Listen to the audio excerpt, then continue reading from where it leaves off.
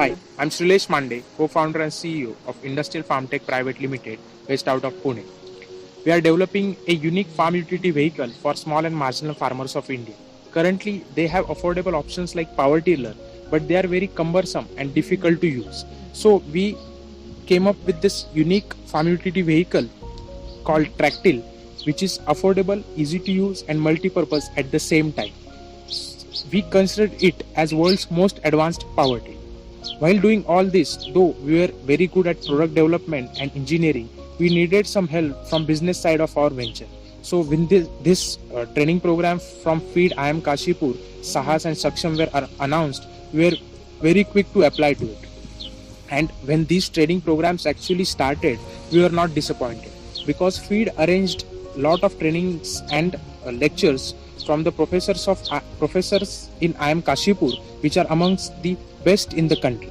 So we developed there a very good go-to-market strategy under the guidance of Professor Vaibhav Bhamoria, and we got lot of help in developing our strategy from Professor Safal Batra. All the other professors in IM Kashipur helped us in various different aspects of our venture, such as finance, operations, marketing, and sales.